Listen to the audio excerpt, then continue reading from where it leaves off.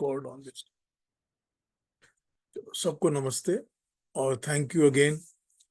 वैसे कल मैंने आपसे कहा था कि 150th क्लास 150th तो था कल, लेकिन हमने बीच में एक मेडिटेशन वाला कर लिया था, इसीलिए वो गीता का क्लास नहीं कही जा सकती।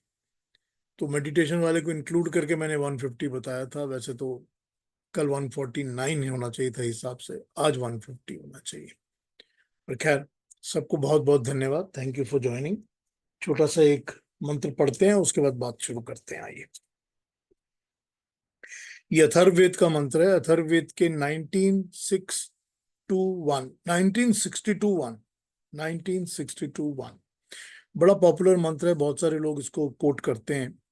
मंत्र कहता है, उत्तिष्ठ ब्रह्मणस्पते देवान यज्ञेन बोधया आयु प्राणम प्रजाम पशुम कीर्तिम यजमानम च वर्धया। बहुत सीधा सा इसका मतलब है, ब्रह्मणस्पते, जो ब्राह्मण का पति है, अपने ब्राह्मण का पति है, उठो और देवों को यज्ञ के द्वारा जगाओ, सावधान करो। देवों को यज्ञ के द्वारा जगाओ, सावधान करो।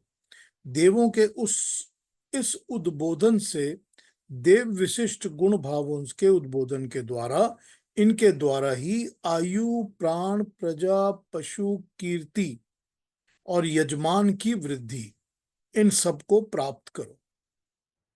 ये मंत्र कहता है। ब्रह्मणस्पते क्या होता है? ब्रह्म वो होता है जो हम सब, आप सब, हम सब, हमारी जो आत्मा है उसको भी हम ब्रह्म कहते हैं। जो ज्ञान होता है उसको भी हम ब्रह्म कहते हैं। विद्या को भी हम ब्रह्म कहते हैं। इन सब का जो पति होता है, मतलब इनका पालन करने वाला और पोषण करने वाला, जो इनका ख्याल रखता है, ध्यान रखता है, पालन पोषण करता है, वो इनका पति होता है। तो ब्रह्मणस्य पते, हम, क्योंकि हम अपनी आत्मा के, ज्ञान के, बुद्धि के, वेदों के, इन सब चीजों के पति हैं। तो उठो जागो और यज्ञ के द्वारा देवताओं को जगाओ, उनका उद्बोधन करो। क्योंकि जो देवता जागेंगे, दिव्य शक्तियां जागेंगी, तो वो जाग कर आपको आयु प्राण प्रजा पशुम कीर्तिम और यजमान की वृद्धि, ये सब प्रदान करेंगे। तो आयु, अब हम कहते हैं कि आयु तो परमात्मा देता है, लेकिन आयु के अंदर जो क्वालिटी होती है वो हमको दिव्य शक्तियों से मिलती है। प्रजा, जो हमारे साथ इंटरेक्शन करते हैं, चाहे हमारे अपने बच्चे हों, चाहे हमारे कस्टमर हों, कोई भी जो हों, वो सब हमारी प्रजा है। पशु, पशु का मतलब होता है all the animated powers that we have. जो हमारे अंदर भी वो शक्तियां हैं जो कि पशु बल कहलाता है। और दूसरे पशु तो हैं ही जो बाहर पशु हैं, जानवर हैं। तो प्राण, प्राण भी हमको देवताओं से ही मिलते हैं। अगर दिव्य शक्तियां अच्छी होती हैं तो हमारे प्राण अच्छे होते हैं, हमारी प्राण क्वालिटी ठीक होती है। और उसके बाद कीर्ति, अच्छा नाम सुनाम, ये सब चीजें हमको दिव्य शक्तियों से मिलती हैं। हम उनको जगाते हैं सुबह उठ के, हम उनको याद करते हैं और हम उनको यज्ञ के द्वारा अर्पण करते हैं चीजें। तो ये इसका छोटा सा अर्थ है इस मंत्र का। आइए अब आज की बात शुरू करते हैं। कल से हम लोग बात कर रहे हैं 12 13 14 के अंदर भगवान कृष्ण की, जो ये हमको बता रहे हैं कि किस तरह से उन्होंने अपनी बात को रखा है। और हमको ये बताया है कि ये जो किस तरह से सारी की सारी बात जो है, ये उन्होंने दिव्य गुण वाले, आसुरी गुण वाले और राक्षसी गुण वाले, इसमें डिवाइड कर दी है। और इसके लिए उन्होंने कहा है कि जिसके अंदर ये प्रवृत्ति होती है, जिसके अंदर ये प्रवृत्ति होती है, प्रवृत्ति का सीधा सीधा ट्रांसलेशन होती है स्वभाव। जो मेरे अपना अंदर, जो मेरा भाव है, जो मेरी अपनी ओरिजिनलिटी है, या जो मेरा अपना चिंतन है, या जो मैं सोचता हूं, या जो मेरी नेचर है, तो इसको उन्होंने कहा स्वभाव कहते हैं हम लोग, तो इसको उन्होंने प्रवृत्ति कहा। अब प्रवृत्ति, वृत्ति क्या होती है? वृत्ति होती है जो मेरे अंदर बैठा हुआ, मेरे अंदर बैठा हुआ मेरा अपना स्वभाव है, मेरा अपना चिंतन है, मेरी अपनी इंक्लिनेशंस हैं, वो वृत्ति है। और प्रवृत्ति जो एक्टिव होती है, हमेशा चलती रहती है, जागती रहती है, मेरे को कुछ करने के लिए फोर्स करती है, वो मेरी प्रवृत्ति है। अब योग दर्शन का जो दूसरा श्लोक है, वो दूसरा श्लोक ही कहता है ये योगाश्चित्त वृत्ति निरोध। तो वहां भी तो यही कहते हैं कि वृत्तियों का जो निरोध है, चित्त की वृत्तियों का निरोध है, उसको योग कहते हैं। उसका मतलब ये है कि जो हमारी कॉन्शियस है, हमारी जो चेतन है, चित्त है, जो हमारे अंदर सब कॉन्शियस माइंड है, जो हमारे अंदर हमारा मेमोरी बैंक है, हमारे अंदर जो पुरानी चीजें बैठी हुई हैं, वो सब हमारी वृत्तियां हैं, वो सब हमारे चित्त के अंदर बैठी हुई हैं। तो वो चित्त की जो वृत्तियां हैं, उनको निरोध, उनको ठीक करना ही योग है।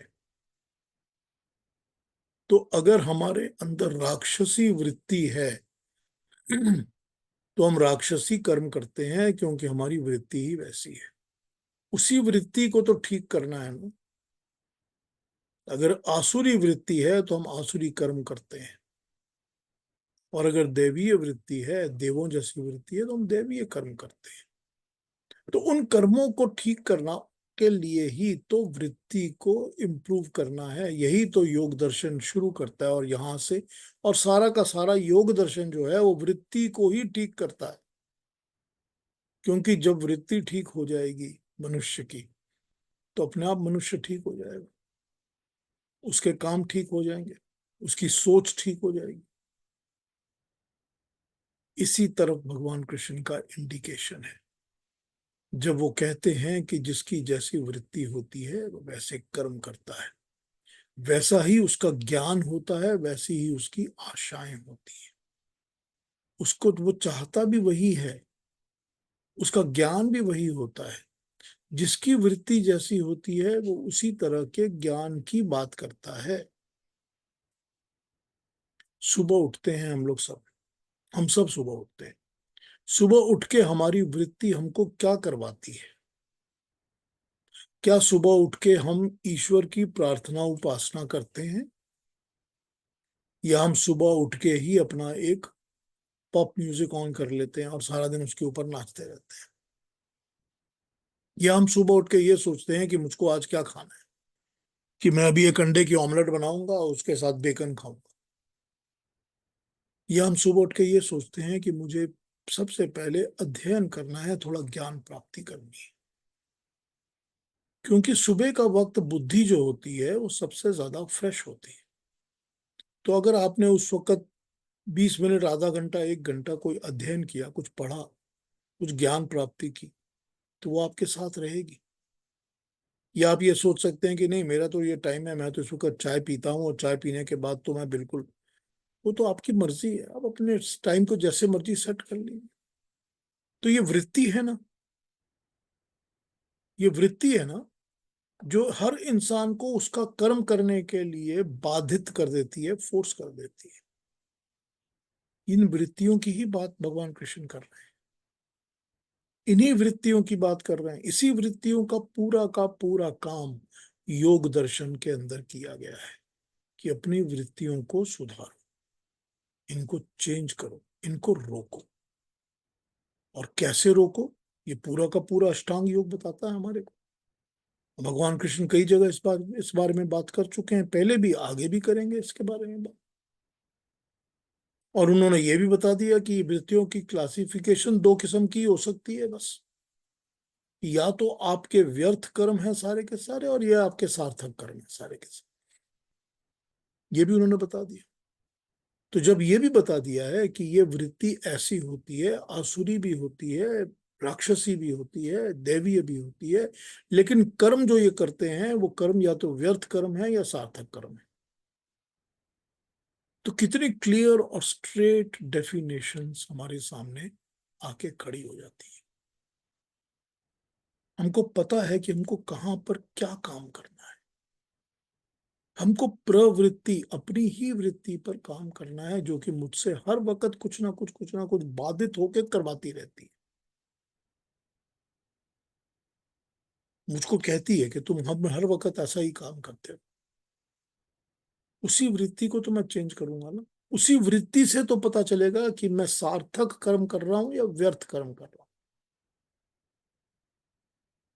और फिर इसका फल क्या होगा?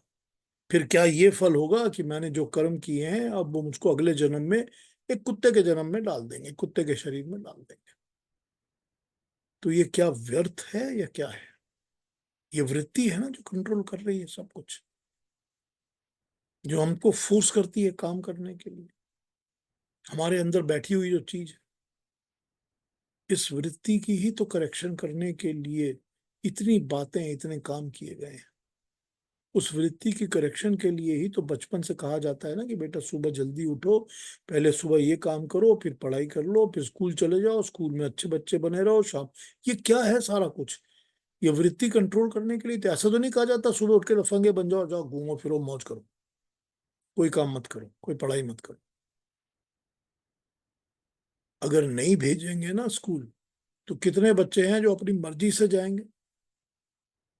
नहीं जाएंगे ना काफी सारे, क्योंकि वृत्ति उनको कहेगी भाई जाओ लफंगा गिरी करो, जाओ घूमो फिरो मौज करो।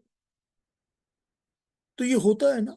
ये तो वृत्ति कंट्रोल करने का काम हम बिल्कुल बचपन से शुरू से ही कर रहे हैं अपने अंदर। तो ये सारा कुछ वही है। इसको भगवान कृष्ण ने बड़ा ब्लैक एंड व्हाइट एकदम सामने हमारे खड़ा करके रख दिया कि इसको समझ लो भाई, और समझ के एनालाइज करो। तो हमने किसी और की वृत्ति को थोड़ी कंट्रोल करके चेंज करना है। चित्त भी हमारा है, वृत्ति भी हमारी है। अपने आप को ही हमने करना है। अगर हम सोचते हैं कि हम दुनिया जहान को चेंज कर लेंगे, कि रोज मैं आपको बताता रहूंगा ये गलती है आपकी, वो गलती है आपकी, ये गलती है वो गलती है, क्या क्या है ये बेवकूफी है और कुछ नहीं। क्योंकि चेंज और करेक्शन तो अपने ही अंदर करना है ना। वृत्ति तो मेरी ही है, ये प्रवृत्ति भी मेरी है, ये मुझी को असुर या राक्षस बना रही है ना। ये मेरे ही तो व्यर्थ कर्म हो रहे हैं। तो ये सारा का सारा ब्लैक एंड व्हाइट भगवान कृष्ण बिल्कुल स्ट्रेट फॉरवर्ड सामने रख देते हैं। तो ये हमने रिव्यू करके देख लिया 12, 13 और 14, जिसमें ये बातें भगवान कृष्ण ने की। अब आगे आ जाते हैं 15, 16 पे आ जाते हैं। थोड़ी सी वो अपनी शैली स्टाइल को चेंज कर लेंगे बात करने की, पर उसको भी देखते हैं और पढ़ते हैं।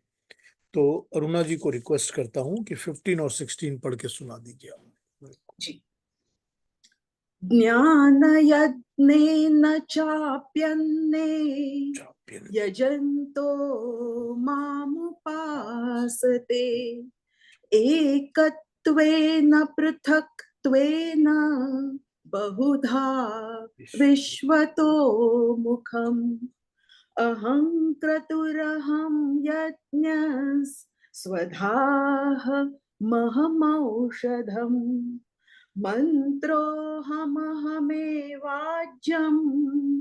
अहमग्निरहं हुतम्।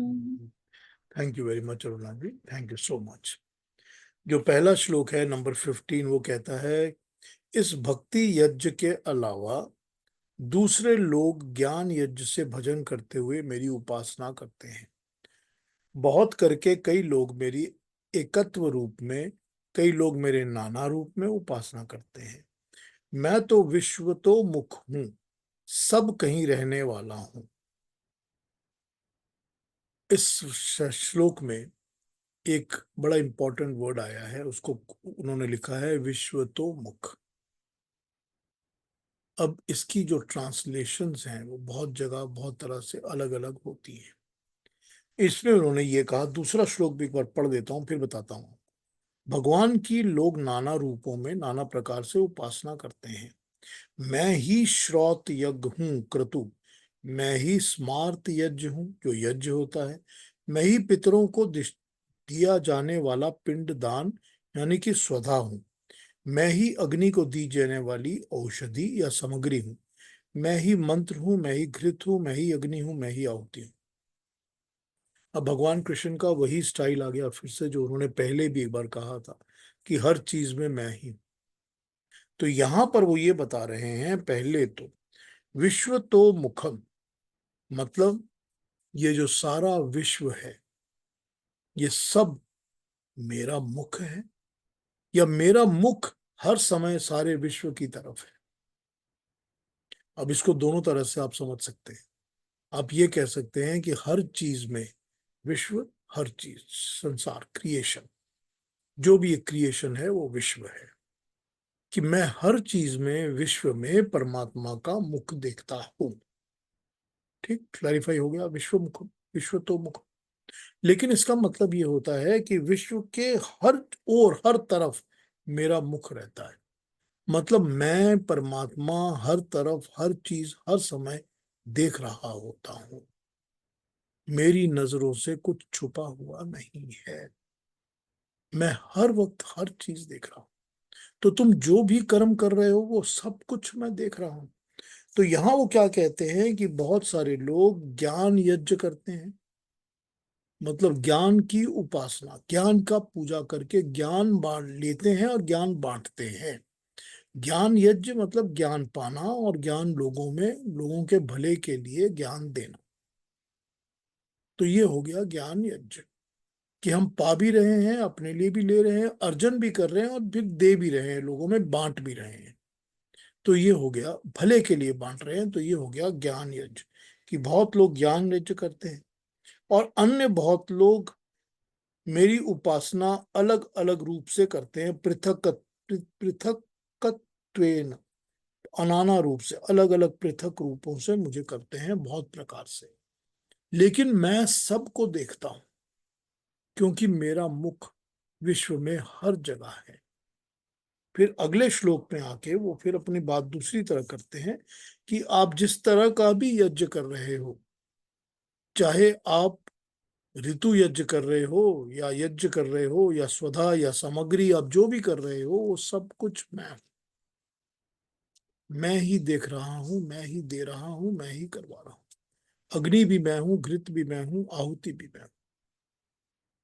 तो ये हर एक चीज को वो अपने ही उसमें उन्होंने ढाल लिया है, कि मैं ही हूं।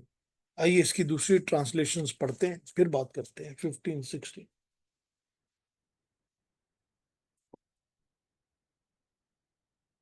14, 14, 15. Others who follow the path of knowledge betake themselves to me through yajna of knowledge, worshipping me in my absolute formless aspect as one with themselves, while still others worship me in my universal form in many ways, taking me to be the diverse in manifold celestial forms.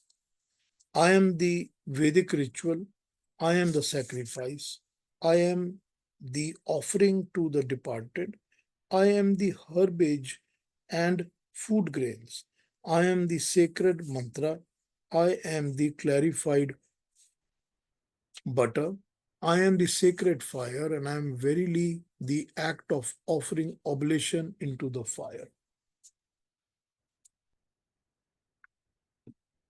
और भी देख लेते हैं।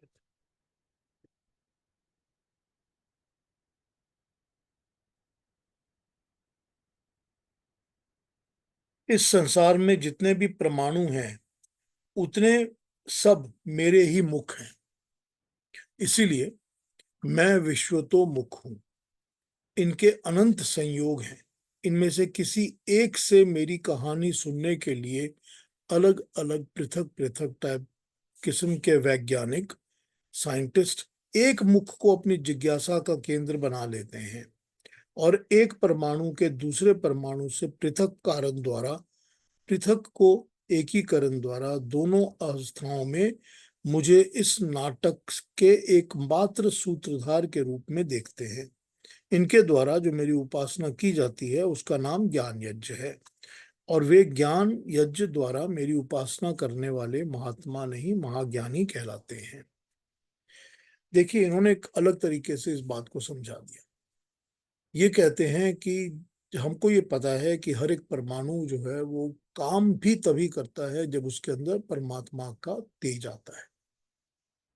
तो जब परमात्मा के तेज जो हैं वो सोए हुए परमाणुओं पे पड़ते हैं तो वो परमाणु एक्टिवेट हो जाते हैं, जागृत हो जाते हैं और काम करने लगते हैं। तो जब परमात्मा का तेज उनमें आ गया तो हर परमाणु के अंदर परमात्मा है। तो हर परमाणु परमाणु में परमात्मा का मुख है जो हमको दिखेगा, और परमात्मा उन परमाणुओं से ही हमको देखता है। तो वैज्ञानिक लोग, साइंटिस्ट लोग क्या करते हैं, इन्हीं परमाणुओं को लेकर एक्सपेरिमेंटेशन करते हैं, और जिन चीजों की वो एक्सपेरिमेंटेशन करते हैं वो उसी की उपासना में व्यस्त रहते हैं। वो उसी की उपासना में बिजी हो जाते हैं, उसी में लग जाते हैं, काम करने लग जाते हैं। तो वो ज्ञान कर रहे हैं, ज्ञान प्राप्त कर रहे हैं, ज्ञानी लोग हैं, परमाणुओं का ज्ञान कर रहे हैं, तो भी तो मेरा ही ज्ञान ले रहे हैं ना। तो ऐसे ज्ञानी लोग ज्ञान यज्ञ कर रहे हैं कि वो ज्ञान प्राप्त करते हैं और आगे ज्ञान को बांटते हैं, मगर वो सब कुछ मेरे ही मुख, मैं ही देख रहा हूं सबको, और वो मेरी ही हर मुख को यूज कर रहे हैं, मेरे ही पावर्स को यूज कर रहे हैं अलग अलग तरीके से काम करने के लिए। अब अगर मैं कहता हूं कि परमात्मा ने ही मुझको ये दृष्टि दी है, तो मैं उसकी दी हुई दृष्टि, उसके दी हुए देखने के पावर को यूज करके ही तो आपको देख रहा हूं ना। अगर मैं ये कहता हूं कि परमात्मा ने ही सूरज बनाया है, परमात्मा ने ही पर सब रोशनी बनाई है, तो वो जो रोशनी आपके ऊपर पड़ रही है वो परमात्मा की ही दी हुई रोशनी है ना, तभी तो मैं आपको देख सक रहा हूं। तो अगर हर चीज में इस तरह समझ में आ जाए कि परमात्मा जो है वो हर तरफ है, हमको हर तरफ दिखता है, और वो हमको हर तरह से देखता है, हर परमाणु से वो हमको देख रहा है, उसको पता है कौन है, क्या हो रहा है। तो ये तो ज्ञान यज्ञ की बात यहाँ करके इन्होंने शुरू किया। फिर कह रहे हैं कि उस कीर्तन में ये लाभ होता है कि मैं क्रतु अर्थात लोक कल्याण के लिए कर्मशील हूं, वैसे वे भी कर्मशील होने का दृढ़ व्रत धारण करके वैसा ही बनने का यत्न करते हैं। अब इसमें ये फायदा होता है कि जो ज्ञान यज्ञ के लिए प्राप्ति काम करते हैं, लगे रहते हैं, एक्सपेरिमेंटेशंस में लगे रहते हैं, साइंटिस्ट होते हैं, जो भी होते हैं, वो इस तरह से इस ज्ञान को पाते हैं, और पाकर जैसे मैं परमात्मा सब हर वक्त सबके कल्याण के लिए ही काम करता हूं। तो ये जो ज्ञान यज्ञ करके ज्ञान प्राप्त करते हैं जिनको मिलता है, वो भी मेरी तरह ही लोगों के भले के लिए, कल्याण के लिए काम में लग जाते हैं। वो भी मेरा ही अनुसरण करते हैं, जैसा मैं करता हूं उसको वो फॉलो करते हैं। संसार भर में बिखरे हुए परमाणुओं का संगीतीकरण करता हूं, वे भी इसी प्रकार संगठन करते हैं।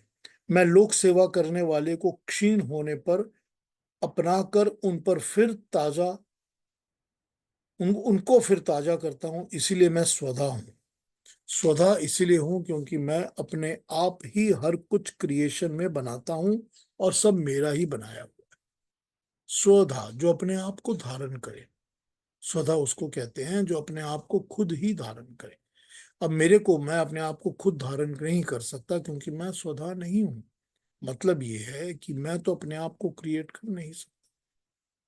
मुझको तो अपने आप को क्रिएट होने के लिए एक माँ बाप की जरूरत है, फिर मुझको ये हवा पानी की जरूरत है जिसने मेरे को संभाल के रखा हुआ है, फिर मुझको इस धरती की जरूरत है जिसने मेरे को पैरों पे खड़ा करके रखा है, वरना तो मैं फ्लोट करता रहता अगर मैं वाकई इसके अंदर ग्रेविटी नहीं होती तो मैं स्वधा नहीं हूं। लेकिन परमात्मा तो स्वधा है ना, उसको किसी और ने क्रिएट नहीं किया, उसको किसी की कोई मदद की जरूरत नहीं है, वो अपने आप को खुद ही धारण किए हुए है। तो क्योंकि मैं स्वधा हूं, तो मैं इन लोगों को बार बार, जो लोग भी मेरा यज्ञ कर रहे हैं, मेरा काम कर रहे हैं, उन लोगों को मैं बार बार उन्हीं के रूप में दोबारा खड़ा करके दोबारा तैयार कर देता हूं। अब ये कहा जा सकता है कि जो कोई एक इंसान अपने पथ से गिरता है, भ्रष्ट होता है, दूसरी तरफ चला जाता है, तो मैं उसको दोबारा इंस्पिरेशन करके खड़ा कर देता हूँ। ये भी कहा जा सकता है कि जैसे मैंने एक साइंटिस्ट को खड़ा किया है, इसी तरह से मैं अनेक अलग अलग साइंटिस्ट खड़ा करता रहता हूं। तो दोनों बातें यहां पर एप्लीकेबल होंगी जब ये स्वधा की बात यहां कर रहे हैं। वे भी अपने पितरों की क्षीण अवस्था में उनके पालनार्थ स्वधा देते हैं। मैं रोगियों का औषध हूं, मैं रोग पीड़ितों में औषधवत हैं, मैं उनसे नवजीवन संचार करने वाला मंत्र हूं। वे भी प्रजा में नवजीवन संचारण मंत्र बनने का यत्न करते हैं। अब यहां पर ये कह रहे हैं कि जैसे आपने साइंटिस्ट की बात की, उसी तरह से मैं ही तो हूं जो डॉक्टर्स क्रिएट करता हूं। मैं ही हूं जो रोगों का निवारण करता हूं। यानी कि दुनिया की जितनी औषधियां हैं वो मेरी ही बनाई हुई है ना।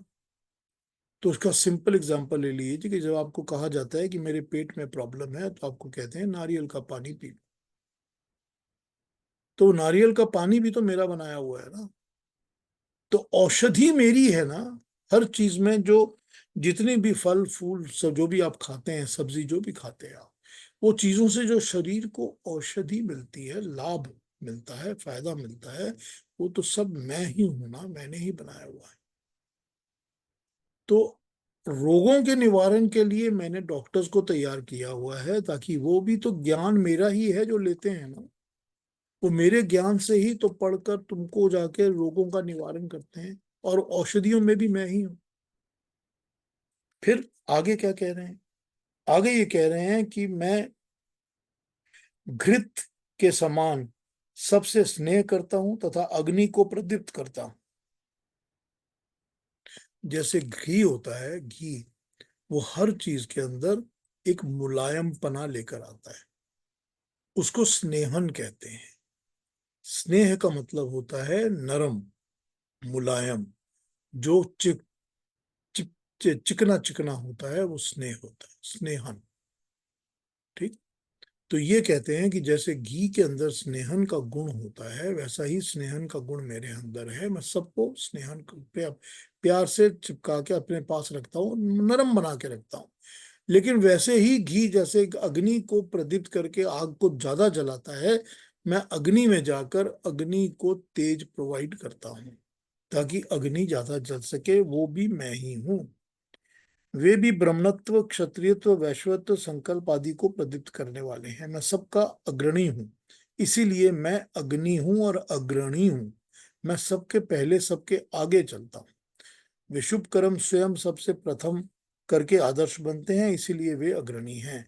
मैंने ब्रह्मांड की सेवा में अपने आप को हवन किया है, इसीलिए हुत हूँ। वे लोक कल्याणार्थ अपने को आहुत करते हैं, इसीलिए हुत हैं। यही कीर्तन का लाभ है। इसमें वो कह रहे हैं कि जैसे मैंने लोगों के कल्याण के लिए, सारे दुनिया के संसार के कल्याण के लिए अपने आप को खपा दिया है। अपने आप को मैंने बिल्कुल पब्लिक यूटिलिटीज के लिए पूरी तरह से, मतलब लोगों की सेवा के लिए, प्राणी मात्र की सेवा के लिए, प्रकृति की सेवा के लिए, सब कुछ करने के लिए मैं अपने आप को पूरी तरह से खपा देता हूँ। कैसे खपा देता हूं? अभी उन्होंने बताया ना कि घी भी मैं हूं और अग्नि भी मैं हूं। तो जब आपने आग में घी डाला, तो दोनों तो मैं ही हूं ना। तो मैं ही तो अपने आप को आग में डाल के अपनी ही अग्नि में खपा रहा हूं ना। तो जब मैं अपने आप को खपा रहा हूं, किसके लिए खपा रहा हूं? ताकि लोगों का कल्याण हो। अब जब हम अग्नि में, देखिए, बड़ी सिंपल तरीके से इस बात को समझिए कि जब हम यज्ञ या हवन करते हैं और अग्नि में हम सामग्री डालते हैं, तो हमारी सामग्री जो होती है वो बड़ी ही स्पेसिफाइड होती है कि ये 18 टाइप की उसके अंदर हर्ब्स होने चाहिए। तो 18 टाइप के हर्ब्स आपने डाल दिए, उसके बाद आप कहेंगे कि अब अग्नि जो है उसका दूसरा एक लाभ होना चाहिए हमारे हवन का, तो हमने 28 डाल दिए। तो 28 की जगह हमने 52 डाल दिए। ये सब मिलती है ना, अलग अलग सामग्रियां, अलग अलग पर्पसेस के लिए मिलती है ना। तो पर्पस कैसे होते हैं? जब आप 18 चीजें डाल के आग में डालते हैं, तो होता क्या है? होता यह है कि वो सब चीजें परमाणु बन जाती हैं। और परमाणु बनकर वो किरणों के साथ, सूरज की किरणों के साथ वो ऊपर उठती हैं। इन परमाणुओं में अंतरिक्ष तक जाने की शक्ति होती है। स्पेस तक चले जाते हैं ये परमाणु, क्योंकि ये ऊपर उठते हैं तो फ्लोट करके परमाणु होते हैं, परमाणु सब जगह होते हैं, तो सब जगह फैल जाते हैं, ये फैल भी जाते हैं और ऊपर भी उठते हैं। तो अगर ये सामग्री ऊपर जाके बादलों में कुछ काम करती है तो फिर उससे कहते हैं कि बारिश होने लग जाती है, या ये कहते हैं कि ये ऊपर जाती है तो ये जो भी आपने दिव्य शक्ति के लिए किया है उस शक्ति में अफेक्ट करती है, तो वहां से ये काम होता है। तो ये भी तो बता रहे हैं ना कि वो ये सारा लोक कल्याण के लिए ही तो है ना, भले के लिए ही तो है ना, सबके सारी सारी क्रिएशन के भले के लिए है ना। मैं अपने आप को खपा देता हूं ना इन सब चीजों के लिए, तो मैं इसमें अपने आप की आहुति दे रहा हूं, अपने आप को ही मैं इसमें डाल रहा हूं, न्यौछावर कर रहा हूं, समर्पण कर रहा हूं। उसी तरह से जो मेरी तरह काम करते हैं वो अपने आप को समर्पण करते हैं, अपने आप को डाल देते हैं, खपा देते हैं, वो मेरा ही काम कर रहे होते हैं, वहां भी मैं ही हूं। एक ट्रांसलेशन और पढ़ देता हूं जो रह गई है, फिर इस पर और भी बात करता हूं, देखता हूं ये किस व्यू से बात कर रहे हैं इसके बारे में। 15, मुझ परमात्मा को जो विश्व तो सब और मुख वाला, सबको देखने वाला, ज्ञान यज्ञ से भजन किया जाता है, जाना जाता है, ऐसा एकत एकत्वेन एक मानकर मुझे मेरा चिंतन करते हैं, और कुछ पृथकत्वेन अनेक रूपों में मेरी उपासना चिंतन करते हैं। कुछ लोग मुझको एक मान के करते हैं, कुछ लोग मुझको अलग अलग मान के करते हैं। जगत रचना रूपी यज्ञ का करने वाला मैं परमात्मा हूँ। ये जो जगत है, सारी दुनिया है, सारी क्रिएशन है, इनका यज्ञ करने वाला मैं परमात्मा हूँ। स्वधा जो स्वयं स्थित है, अर्थात प्रकृति की रक्षा भी मैं परमात्मा ही हूँ। वनस्पति को उत्पन्न करने वाला भी मैं हूँ। इस रचना रूपी यज्ञ में भी मैं ही हूँ। इस यज्ञ में उत्पन्न होने वाली अग्नि भी मैं हूँ, परमात्मा, और सब कुछ इसमें मैं ही हूँ। इसके अंदर एक फुट नोट है, उसको पढ़ देते हैं कि विश्वतो मुख से अभिप्राय है कि परमात्मा का मुख सब और है, अर्थात वो सब कुछ देख सकता है। उसकी पीठ कहीं नहीं होती, मतलब उसके पीछे या उससे ओझल, उससे छुपा हुआ कुछ नहीं है। कुछ लोग इस पूर्ण विश्व को उस एक परमात्मा का बनाया हुआ मानते हैं और वे सब जगत में एक ही समझकर उसकी उपासना करते हैं। कुछ लोग इस बात को एक समझते हैं और एक की उपासना करते हैं। कुछ लोग उसको अलग अलग समझते हैं और अलग अलग की उपासना करते, प्रे करते हैं। उपासना का मतलब होता है समीप बैठना, उप समीप बैठना, उप समीप बैठकर परमात्मा का भली भांति परिचय प्राप्त करना, अर्थात परमात्मा का ज्ञान प्राप्त करना, ये होती है उपासना। कुछ लोग संपूर्ण विश्व को एक समझकर उसका ज्ञान प्राप्त करते हैं। कुछ दूसरे हैं जो जगत के अलग अलग पदार्थ को लेकर उससे परमात्मा की उपासना अर्थात चिंतन करके उसका ज्ञान प्राप्त करते हैं। परमात्मा के गुणों का ज्ञान उसकी कर्तृत्व शक्ति, उसकी योग माया से प्राप्त होता है। जो परमात्मा के ज्ञान, परमात्मा का ज्ञान पता चलता है वो उसकी कर्तृत्व शक्ति से पता चलता है, यानी उसकी कार्य शक्ति से। उसकी वो शक्ति, उसका वो पावर जो हमको दिखता है इन एक्शन, जो हो रहा है काम, उससे हमको परमात्मा का परिचय मिलता है कि वो कौन है, कि जो सारे क्रिएशन को चला रहा है, जो इसका पालन कर रहा है, जो आत्माओं को शरीर में डाल रहा है, जो शरीर की आयु निश्चित कर रहा है, जो प्राण दे रहा है, ये सब कुछ उसके कर्तृत्व है। जो सारे नेचर के अंदर एक लॉ और एक सिस्टम से सारा सिस्टम चला रहा है, जिसके जिसके सिस्टम से ही ये पता चलता है कि वायु क्या है, अग्नि क्या है, सूरज क्या है, दिन क्या होता है, रात, हमको सब कुछ एक सिस्टम से चल रहा है। वो सिस्टम जो हमारे शरीर में काम कर रहा है, कि हमको पता है कि हम खाना डाल रहे हैं पेट के अंदर, तो उस खाने से ही हमारा खून भी बन रहा है, हमारा मसल भी बन रहा है, हड्डी भी बन रही है, एक ही चीज के साथ। तो ये जो सिस्टम चला रहा है ये वो परमात्मा के कार्य हैं, उसके करने की शक्ति है, उसका परिचय, उस परमात्मा की इंट्रोडक्शन, हमको उसके काम करने वाली शक्तियों से पता चलती है। ठीक।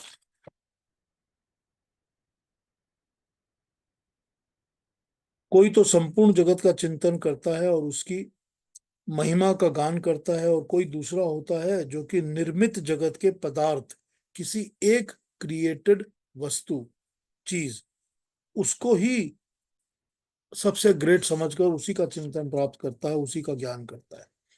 इससे ही गीता का प्रवक्ता ज्ञान यज्ञ कह रहा है।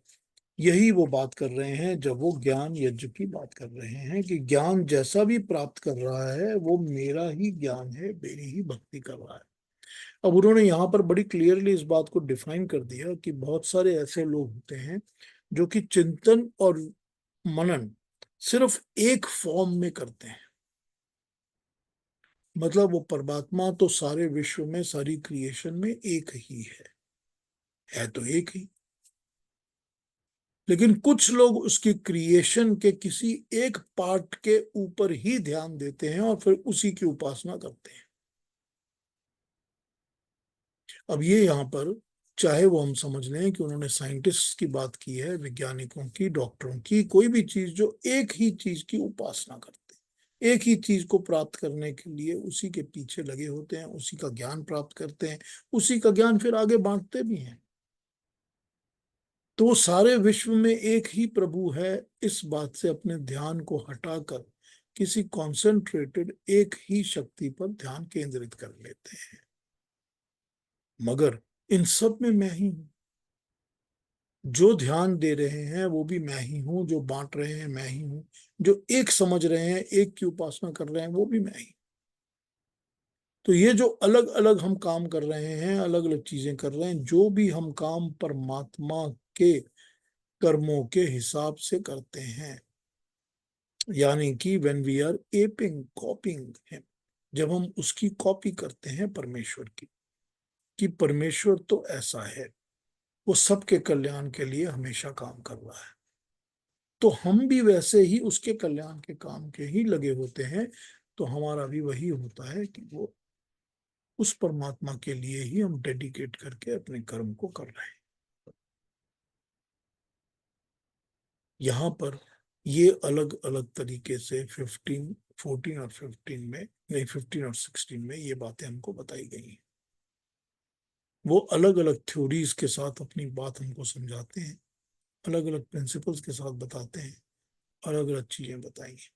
कंफ्यूज करने के लिए नहीं बता रहे, वो हमको कंफ्यूज नहीं कर रहे हैं, वो हमारे सामने एक प्लेटर खोल के रख रहे हैं कि तुम दुनिया को देखो, समझो कि ऐसा भी होता है, ऐसा भी होता है, ऐसा भी होता है, तो ऐसा होने वाला क्यों होता है।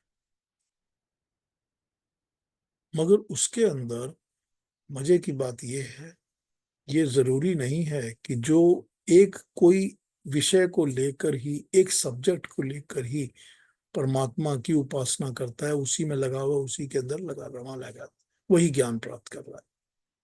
तो ये वो मेरे से बड़ा है या मैं उससे बड़ा हूं, या उसको हटा दो या उसको मिटा दो, ये सारी बातें यहाँ नहीं होती। यहाँ यही है कि ये समझो कि जो भी ज्ञान, जो भी परमात्मा के काम कर रहा है उसको समझता है, चाहे वो सबको एक समझे और चाहे वो किसी टुकड़े को पकड़ के काम करे, इवेंचुअली तो सब वही काम कर रहे हैं जो परमात्मा का काम है। as long as it is in the same pattern, in the same way जो कि परमात्मा कर रहा है। मतलब मैं परमात्मा से ज्ञान तो प्राप्त कर रहा हूं, लेकिन वो ज्ञान मैं अपने सेल्फिश इंटरेस्ट के लिए यूज कर रहा हूं, तब तो मेरी आसुरी प्रवृत्ति हो गई ना। लेकिन जब मैं लोगों में उसी तरह बांट रहा हूं जैसे परमात्मा ने मुझको दिया हुआ है, बांटा हुआ है मुझको, तब मेरी दैवीय प्रवृत्ति हो जाती है, तब मैं भी वही काम कर रहा हूं जो परमात्मा वाला है।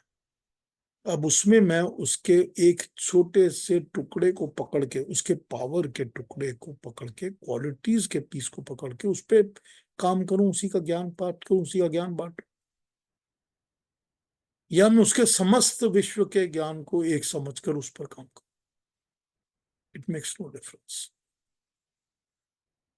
यही यहाँ पर 15-16 में भगवान कृष्ण हमको समझा रहे हैं। वो इसलिए समझा रहे हैं ताकि हम भटके मत, हम कंफ्यूज मत हो, हम इधर उधर से लोगों की नुक्तिता चीनियां गलतियां ना निकालें। ये हमारा काम नहीं है।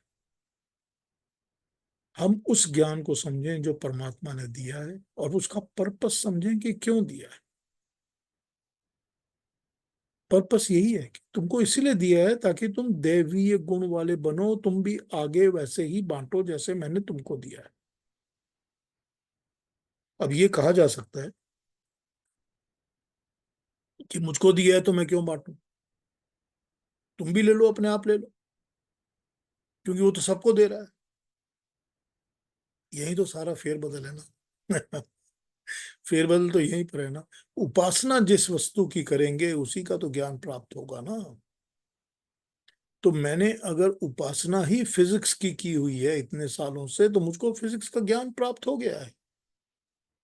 किसी और ने अगर फिजिक्स की उपासना नहीं की है और वो इकोनॉमिक्स पे उपासना कर रहा है, तो उसको दूसरा ज्ञान प्राप्त हुआ है। तो ज्ञान तो सबको वही मिला है ना जो परमात्मा दे रहा है ना।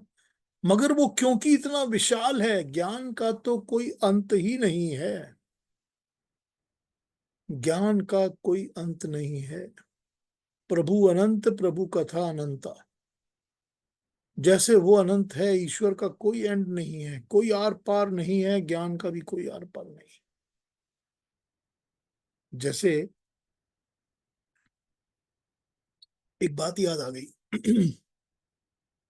इसका कंपैरिजन आकाश से करते हैं कि ज्ञान वैसा होता है जैसा आकाश होता है। तो आकाश का कोई एंड नजर नहीं आता, आकाश का कोई और छोर नहीं नजर आता, आप मेजर कर ही नहीं सकते। आप नहीं कह सकते कि यहां से स्टार्ट होता है वहां एंड हो जाता है, 38 किलोमीटर का आकाश है, ऐसा नहीं होता। आकाश का कोई एंड होता ही नहीं है। और आकाश किसी को बाधा नहीं डालता, रोकता नहीं है किसी चीज में। अब कैसे कहा जाता है, अब आकाश है ना, उसी आकाश में तो मैं खड़ा हूं ना। अगर मैं 5 फुट 6 इंच का खड़ा हूं, या आप 8 फुट 10 इंच के खड़े हैं, या कोई 25 फुट का खड़ा है, सब खड़े हैं ना उसी आकाश में। वो बाधा नहीं डाल रहा ना। ये तो नहीं कर रहा कि ऊपर से इतना प्रेशर ही है, बस इतनी हाइट हो सकती है और नहीं हो सकती। कोई बाधा नहीं है ना। और उस आकाश में एक छोटी से छोटे मक्खी पंख फड़फड़ा के उड़ लेती है ना उसी आकाश में। उसी आकाश में इतने बड़े बड़े हवाई जहाज भी उड़ जाते हैं। किसको रोकता है वो आकाश फ्रीडम प्रोवाइड करता है, बाधा नहीं देता, रोकता नहीं है। वो फ्रीडम देता है कि जो मर्जी मेरे आकाश में विचर सकता है, विचर ले। जितने भी शब्द, वर्ड हम आकाश में डाल सकते हैं, डाल लें। वहां कोई डेटा की रिस्ट्रिक्शन नहीं है कि इतना जीबी हो गया, अब आपको ज्यादा पैसे लगेंगे। क्यों? क्योंकि आकाश का गुण है ना शब्द। ये जो शब्द है, हमारी जो वॉइस है, जो आवाज है, ये तो आकाश के परमाणु ही इसको कैरी करते हैं, ट्रांसमिट करते हैं, इसको लेके जाते हैं। अगर आकाश नहीं है, वैक्यूम में आप आवाज नहीं कर सकते। अगर वैक्यूम हो जाए और कहीं आकाश ना हो, तो आप कुछ भी नहीं बोल सकते। बोलेंगे तो कोई सुनेगा भी, सुन नहीं सकता आपको, क्योंकि वो परमाणु नहीं है जो कैरी करेंगे। तो जिस तरह से आकाश होता है, ज्ञान वैसा ही होता है। ज्ञान की कोई लिमिट नहीं है। आप जैसे मर्जी जो मर्जी यूज करिए, सब ज्ञान ही ज्ञान है हर तरफ। वो आपको बढ़ाता है, आपको इंक्रीज करता है, फ्रीडम देता है। वो बाधित नहीं करता, रोकता नहीं। अब आपने कौन से ज्ञान को पकड़ना है, कौन से ज्ञान को नहीं पकड़ना है, किस पर आपने काम करना है, ठीक है, हम सब लिमिटेड सोर्स के लोग होते हैं। हमारे पास इतना कोई सुविधा तो होती नहीं है। ऐसा तो हो नहीं सकता कि हम हर किस्म का ज्ञान प्राप्त कर लें, ये तो हो नहीं सकता। लेकिन जो भी ज्ञान हम प्राप्त करते हैं, वो ज्ञान हमने उसी तरह से प्राप्त किया है जैसे कि एक मच्छर भी अगर है तो वो भी आकाश में उड़ रहा है, और चील भी है तो वो भी आकाश में ही उड़ रही है। तो हमने भी वैसे ही ज्ञान प्राप्त किया है, चाहे हमने वो इतना सा ज्ञान प्राप्त किया, इतना बड़ा ज्ञान प्राप्त किया। वो ज्ञान का कोई अंत नहीं। तो ये ज्ञान जो हमको मिलता है ये हमको परमात्मा के दिए हुए सोर्सेज, रिसोर्सेज में से मिलता है। और जब इतना हमको मिल रहा है तो हमारा कर्म क्या है? आसुरी और राक्षसी नहीं है। हमारा कर्म भी दैवीय है कि हम भी उसी तरह से बांटें जैसे वो बांट रहा है, सबके कल्याण के लिए, सारी सृष्टि के, सारी प्रकृति के, मानव के, प्राणी के कल्याण के लिए। वो सब कुछ कल्याण के लिए ही कर रहा है, सबके भले के लिए ही कर रहा है, सबके अच्छे के लिए ही कर रहा है। पालन पोषण सब कुछ कर रहा है, कर रहा है ना वो। उसकी तो काम देखेंगे तो परमात्मा का नॉलेज तो उसके कामों से मिलता है, जो उसका काम देखे। उसका काम देखेंगे तो कोई हमारे एंड ही नहीं है, सोचते ही चले जाएंगे, सोचते ही चले जाएंगे। तो ये है यहाँ पर जो ज्ञान की बात हो रही है, जो दैवीय गुणों की प्रवृत्ति की बात हो रही है, यही है सारा कुछ जो यहाँ समझाया जा रहा है कि अपनी वृत्ति को चेंज करो, अपनी वृत्ति को दैवीय बनाओ। और वृत्ति को दैवीय कैसे बनाओगे? मेरे ज्ञान से जो तुमको मिल रहा है वो तुम आगे लोक कल्याण में, लोगों के भले के लिए यज्ञ कर रहे हो, बांट रहे हो, दान दे रहे हो। मैंने भी तो तुमको दिया है ना, मैंने भी तो दिया है ना। कितनी फीस दी है आपने? मैंने जो प्रोवाइड किया, परमात्मा ने जो प्रोवाइड किया, उसके लिए कितनी फीस दी है आप? कुछ भी नहीं दिया ना। तो ये तो कर सकते हैं कि उसको उसी तरह बांटे जैसे उसने मेरे को बांट के दिया। तो ये मेरा काम है। तो अपने वृत्ति को देवीय बनाओ, वरना तुम्हारी वृत्ति आसुरी बन जाएगी। और जो आसुरी वृत्ति बन जाएगी वो राक्षसी वृत्ति बनने शुरू हो जाएगी। और फिर क्या होगा कि जो कर्म, ज्ञान और आशाएं होंगी वो व्यर्थ होंगी, वो फिर सार्थक नहीं होंगी। तो यहाँ हर जगह मैं हूं, जो मैं ही हूं और मैं सब कुछ देख रहा हूं। ऐसा कभी नहीं होता कि मुझे किसी चीज का, किसी बात का पता ना हो। ये हो ही नहीं सकता। विश्व तो मुख, मैं हर तरफ मेरा मुंह है, मैं हर चीज देख रहा हूं। तो तुम अगर अच्छा कर रहे हो तो भी मैं देख रहा हूं, और बुरा कर रहे हो तो भी मैं देख रहा हूं। क्योंकि मैंने तो कर्मफल के सिद्धांत को प्रूव किया हुआ है। उस सिद्धांत को, उस प्रिंसिपल को कोई काट ही नहीं सकता। कर्म करेंगे तो कर्मफल तो मिलेगा ही मिलेगा। इसको तो कोई काट ही नहीं सकता दुनिया में। तो जब ये सिस्टम और क्रिएशन मैंने बनाई है, यही तो मेरे मेरे बनाए हुए नियम है ना। उसी से तो पता चलता है कि वो परमात्मा है और उसके बनाए हुए नियम हैं, और उससे हमको उसका ज्ञान मिलता है। तो जो परमात्मा के बनाए नियम हैं, उन नियमों के ऊपर जब ध्यान लगाएंगे तो पता चलेगा कि क्या है, क्या नहीं है, और परमात्मा के गुण कैसे हैं, उसकी क्वालिटीज कैसी हैं, उसके कर्म कैसे हैं। तो परमात्मा को तो हम कहीं भी, किसी वक्त भी, हर जगह, हर चीज में देख कर समझ सकते हैं। वो हमको हर जगह दिखता है। और जो भी हम कर्म करते हैं उन कर्मों में वो है। तो जैसे ही हम अच्छे कर्म करेंगे, उस अच्छे कर्म के अंदर भी प्रेरणा परमात्मा की है। हम परमात्मा के नाम पर ही देवीय कर्म कर रहे हैं। तभी हमारा कर्म का, ज्ञान का सार्थक होना शुरू होता है, वरना तो व्यर्थ ही व्यर्थ है। तो ये यहाँ पर इन श्लोकों में बताया गया है। कोई बात पूछनी हो, कुछ कहना हो तो पूछ लीजिए। चलिए। शुक्रिया आपका। थैंक यू बेटा, थैंक यू। कितनी सीधी सरल बात बताई गई है, कितनी अच्छी सीधी तरीके से बताई गई। ठीक है, बहुत ही बढ़िया है, बहुत बढ़िया। नहीं, बहुत बढ़िया। आज का सीधा समझ आ गया, सीधा दिमाग में पहुंच गया, ना भूलने वाला। देखिए, तरफ है। नहीं, यहाँ पर वही बात हुई ना, या वो जगह बता जहां पर खुदा ना हो, खुदा ना हो। जाहिद शराब पीने दे मस्जिद में बैठकर, वही बात हाँ, हुई ना। ऐसी वही कोई बात जगह ही है। नहीं है जहां वो नहीं है। जगह ही तो नहीं क्यों है। बताते हो कि यहाँ ये करो या वहां वो करो? अरे हर जगह तो वो है ना। आप हर बोलते हो छोटे कभी इस जीव तरफ मुंह जंतु में करके भी है, पूजा हर करो या उस तरफ मुंह चीज करके में है। पूजा करो। कोई वो मतलब नहीं। नहीं दृष्टांत सर, है जो वो मक्का की तरफ इशारा किया उन्होंने। हाँ हाँ गुरुद्वारा तो उस समय थे ही नहीं। हाँ, वही जो था मक्का मदीना था क्या, भगवान का कुछ था, तो नहीं उन्होंने कहा कि जिधर नहीं है आनंदपुर उधर साहिब घुमा में दो हाँ मेरे पैर। हाँ वो तो बात ठीक है, लेकिन वो मक्का की बात करते हैं उस टाइम। हाँ वक्त हाँ गुरुद्वारे तो बाद में बने। हाँ नाम गुरुद्वारा।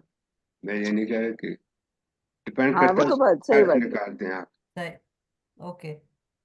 हाँ मतलब वही एक शिक्षा थी ना कि चारों तरफ ही है, हाँ मतलब कहने का था कि ईश्वर तो चारों तरफ है, सब तो मेरे चारों को तरफ है, मैं किधर है उधर घुमा दूं। मुझको कहाँ ढूंढ रहे बंदे, मैं तो तेरे पास हूँ। हर परमाणु में वो है सही ना। बात है। बिल्कुल। हाँ, हम इधर उधर भटकते हैं, ढूंढते हैं ज्ञान पाने के लिए, कर्म करने के लिए अकर्म भी करते हैं। चलो थोड़ा कुछ अच्छी संगत में बैठ के तू कभी कभी ध्यान तो आता है हम्म, ना, ये कर्म है ये अकर्म है। दिया। तू ढूंढता है जिसको मंदिर में कंदरों में वो सांवरा सलोना काम रहता है तेरे मन रह में। गए तो मंदिर मन मंदिर में। वही है ना। बहुत अच्छा, बहुत ही बढ़िया। क्यों भटकते हो? और ज्ञान की जरूरत तरफ ही जो है नहीं। ना, वो प्राप्ति के लिए नहीं, हमेशा काफी सब। काफी आंखें खोली हैं पीयूष जी आपने। Thank you Prabha ji. Thank you. Thank you तो आपका पीयूष जी। आंखें तो हमारी खुली, तो हाँ धन्यवाद तो आपका।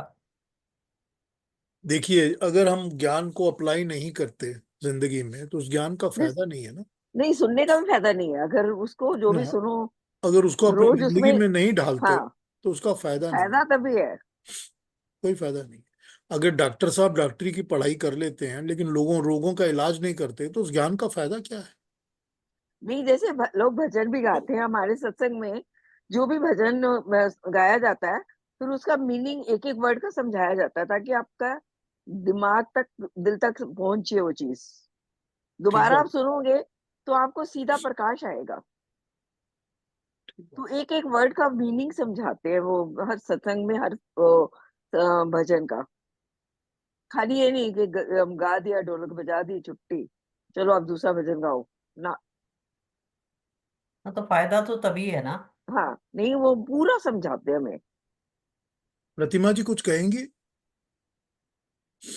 आपने ऑन किया अपना वीडियो। अरुणा जी कुछ कहेंगी आज?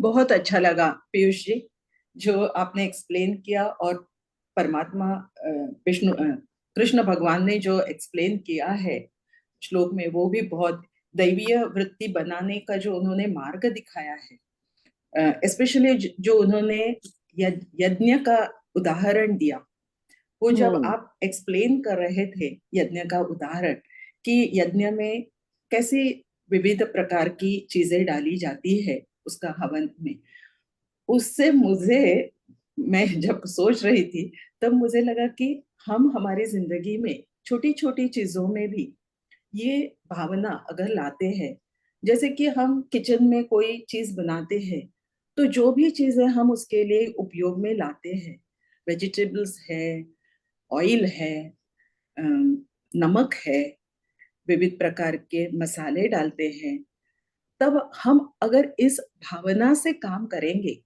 कि हर चीज में वो परमात्मा है, तो हर छोटी छोटी हमारी एक्टिविटी, अगर ऑफिस में काम कर रहे हैं, कोई भी प्रोजेक्ट पे काम कर रहे हैं, तो हर चीज में, हर पन्नों में, पेंसिल, पेपर, जो भी हम यूज कर रहे हैं, सब में अगर परमात्मा का अंश है, इस भावना से करते हैं, तो कितना हमारा अप्रोच ही बदल जाएगा।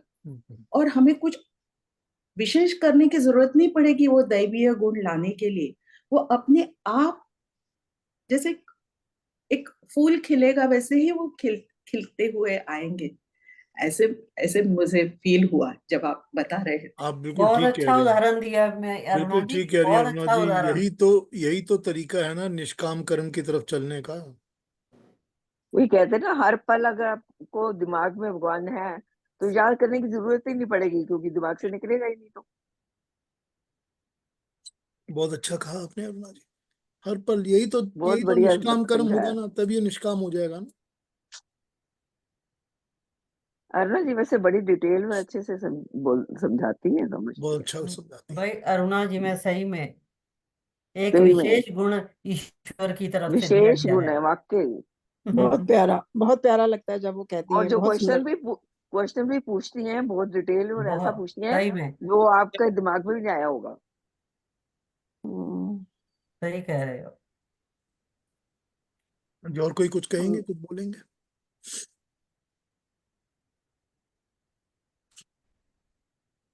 आप पीयूष जी कभी जब एक्सप्लेन करते हैं ना, तो कभी कभी मेरे आंखों से आंसू आने लगते हैं। सेम क्योंकि सेम सेम आप सही बात अंतर है। आत्मा तक अंदर तक उसको आपको छू जाता है ना।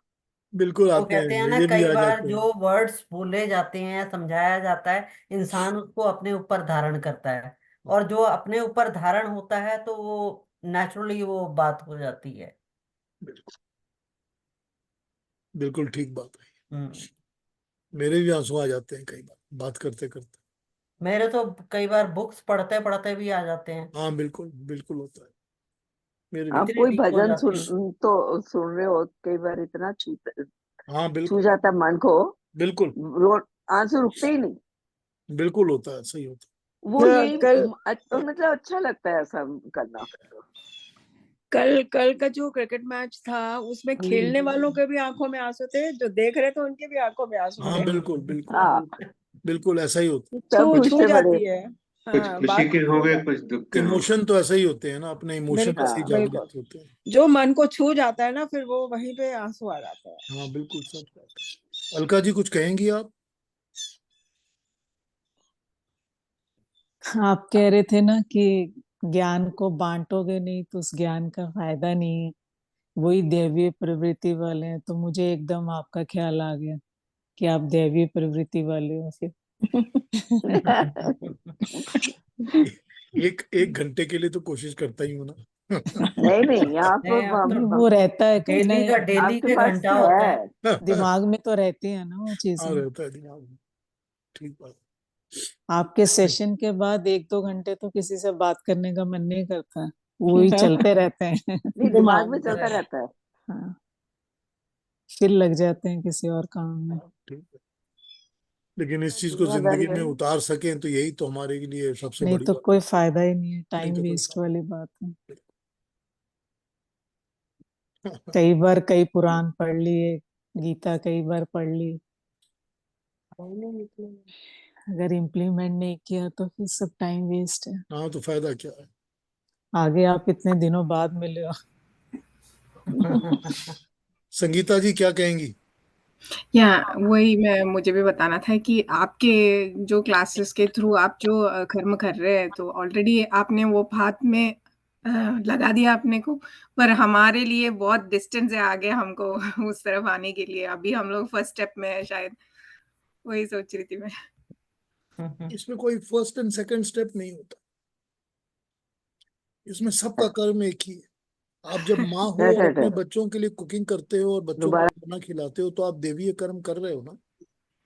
सही। एक ही बात है। वही तो वो भी हमें समझने के लिए थोड़ा टाइम लगता है ना। जैसे आपने अभी ओपन बुक जैसा सब कुछ बांट लिए हमसे कि कर्म क्या है, धर्म क्या है, कैसे उन्होंने बताया है भगवान ने, और किस पाथ में जाना है, क्या करना है। तो अभी हमको अभी देखने को लग रहा है कि क्या क्या है, कहाँ कहाँ भगवान है। तो क्या हम लोग छोटे छोटे जो भी काम कर रहे हैं उसमें भी भगवान है। तो अभी एक एक करके ओपन हो रहा है ना हमारे लिए, तो इसलिए मैं बोली कि फर्स्ट स्टेप है। ठीक है, ठीक है। As long as we are ready to take the next step and the next step, then it is okay. वही वही तो इसीलिए बोलते हैं ना सर्वम कृष्णार्पणम। अभी हम हमें ये हाथ में लेके आए वो भी उनके ही है। तो वही वही बता रही थी। पीयूष परमात्मा की जी, कृपा है। हाँ जी, हाँ जी। कभी किसी से बात करते हैं हमको लगता है कि ये आसुरिक और राक्षसी है, बिल्कुल लगता तो है। हाँ, कितने समय तक अपन लोग दैविक बन सकते हैं? नहीं, पर आपको ये तो कर सकते हैं कि अवॉइड करिए,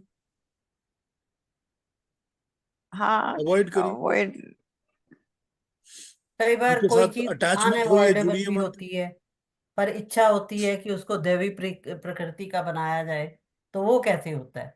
नहीं, अब ये देखिए, दुनिया को हम बदल नहीं सकते, लोगों को हम चेंज नहीं कर सकते, वो तो बात अपने है। आप सही को तो बात कर है। सकते हैं हम। तो अपने आप को इतना कर लीजिए कि जहां पर ये चीज दिखे उस हर गलत चीज से हट के बाहर आ जाएगी कि मुझको इससे कुछ नहीं लेना देना, बस दैट इज जब ऑल वी कैन डू। जब कीचड़ में पाँव पड़ जाए तो हम पाँव हटा देते हैं, हाँ, कीचड़ नहीं हटाते। ठीक बात। हम अपना पाँव धो सकते हैं, सारा कीचड़ अपना तो धो धो, नहीं सकते। लेकिन कीचड़ को हम नहीं हटा हाँ, सकते। दलदल वही रहेगी। बिल्कुल। चलिए फिर अगली बार मिलते हैं नेक्स्ट सैटरडे। तब तक के लिए अपना अपना ध्यान रखिए। Thank you very much for नमस्ते। Being with me. अगले सप्ताह के लिए नमस्ते। 6 दिन है पीयूष जी। अगले 6 दिन है जी। हाँ, अगले सैटरडे को मिलेंगे फिर सुबह। राह देखते हैं 6 दिन। नमस्ते। नमस्ते, नमस्ते। सबको नमस्ते। नमस्ते। नमस्ते थैंक यू। नमस्ते। सबको नमस्ते। बहुत बहुत